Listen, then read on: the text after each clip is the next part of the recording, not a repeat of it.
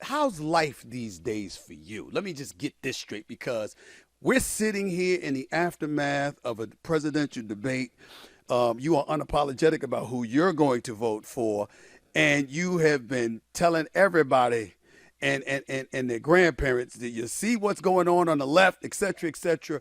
What has life been like for you over the last couple of weeks or so since that debate has taken place? Since that debate has taken place, well, I mean, this is probably the most.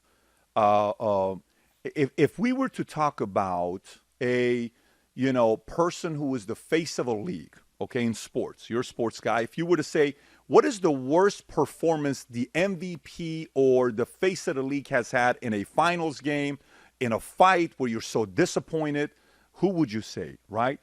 And no matter who you ask, left, right, or center, everybody will tell you this is the worst performance we've ever seen in the history of any presidential debate. Doesn't matter who you put up there. Reagan versus Jimmy Carter? No. This is Barack Obama versus Mitt Romney, the first go-round? Well, Romney got it the second go-round, and then Romney on the third go-round. I was on a flight one time with Bill O'Reilly from Burbank to Vegas, and this was an event he was doing back then, I think, with Dennis Miller. Just like, I don't know, whatever the time is when Romney and Obama are going back and forth. And I said, hey, what the hell happened? Romney had the lead in second debate. Third debate, he got all soft. He says, because Romney got feedback from his marketing team that single women voters don't like the way they were hard on Obama on Benghazi. He took that counsel and he lost. He could have beaten Obama, but he didn't go strong on the third one. No, there's never been anything worse than what we saw here. We've never seen anybody choke, not being able to deliver a single message, allowing Trump to have that one hit to say, honestly, I'm not going to lie to you. I don't know what he just said, and I don't think he even knows what he said. So now the real thing is going to be how quickly the DNC is going to be able to replace. If so, if not, there's many moving parts, but we're living in uncharted territories right now. We're going to see what's going to happen. You know, it's interesting because you've talked, and we'll get into all of this because I don't know too many people you haven't interviewed, to be quite honest with you. You sat down with me years ago. This is before you brought me to your studios here in Florida, but we sat down when you came to see me in New York City. You've interviewed the late, great Kobe Bryant. You've interviewed a plethora of other notable figures inside and outside the world of sports or what have you, but I know what level of passion you have for this particular subject. Are you of the mindset, even though I know that you want Trump to win, are you of the mindset that in Biden's case, he should step out of the race or he should finish the deal? Do you trust in his way to communicate any message with anybody? Do you trust him? Because this is how it works in the world of business, okay?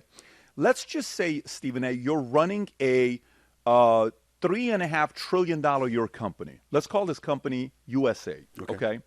Let's say I, on behalf of you, I'm going to go negotiate with another guy named G or another guy named Vlad. Let's just call him Vlad. Or let's call another guy named Zelensky, okay? Okay. Or another guy named Raisi or whoever, Khamenei, that's running Iran, the late Raisi. Would you trust Biden on behalf of you to go negotiate with any one of those guys? I don't think you'd say yes to that, I right? wouldn't. Exactly. So we are the owners of this country. Mm-hmm. We're the voters, mm-hmm. right? We are voting for somebody on behalf of us to go negotiate in a favorable term for us. It's very simple. You have to negotiate favorable terms on the $200 billion we gave to Zelensky. You have to negotiate in favorable terms to put the fear in, Putin to not do what he's doing to, Ukraine. You have to put the fear in G.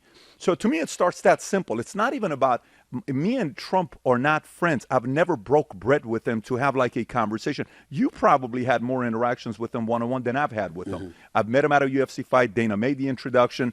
I've been to Mar-a-Lago a couple times. I've met his son. I've met him. I've met Don a couple times. I've never seen him since 2014. That's the financial advice he gave you. That's the last time we saw each other. When we were at a game, at the Knicks game, and he introduced me to Bill O'Reilly at that particular moment in time. And I was the person he called in 2014 when he was trying to purchase the Buffalo Bills. And he said to me on the phone, he said, Stephen A., I want to get the Bills. He said, but I got a feeling these folks are going to get in my way. And his exact words to me, and I've said this publicly, so I'll echo it to you. He said, if them fuckers get in my way, I'm going to get them back. I'm going to run for president. That's exactly what he said. He said this to you. He said this to what me year? in 2014. Wow. He Well, said it to me in 2014. He's trying to get the bills. The price for it was 1.4 billion. Yeah. You know, he wasn't able to get it, and there you have it. Yeah.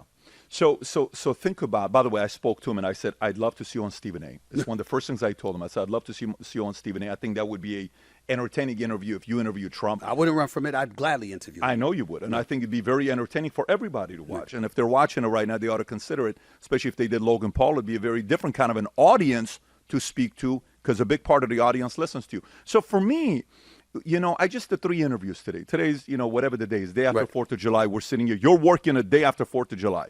Most of America right now is like, no, it's my 4-day weekend, all this stuff, right? We're grinding, we're working. I asked one of the guys, I said, hey, you're interviewing today. He says, yes.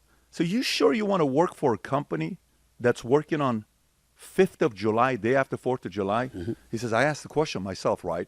Do you think President Biden is working on the 5th of July? Do you think he's working 6 days a week the way Trump would do? Do you think he would pick up the calls?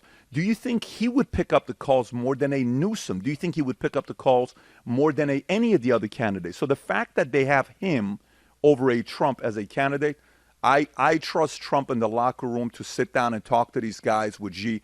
Did you hear the story that when Byron Donalds was on State Steel, the other fellow that was with him that said, hey, what's the best Trump story that you have? He said he goes one time and sits and talks to the Taliban, and he says, hey, I want you to know something. We're about to exit Afghanistan when I get reelected. When we do, I swear to God, if you do anything to any of my soldiers, even a hair, if anything happens to them, I'm going to kill you. I'm telling you this respectfully. I don't want to have problems with you. Trump gets up, takes out a sheet of paper out of his pocket, hands it to the man with a picture of his house and his family, and walks out. Wow. See, I once Byron Donald told that story. Byron Donald's associate next to him on Sage Steele's, I'll Right. give you the link afterwards, told the story. And guess what? Do you believe that kind of a story? I do. So do I. do believe he would say something like that. I think we need strength today. We don't have it.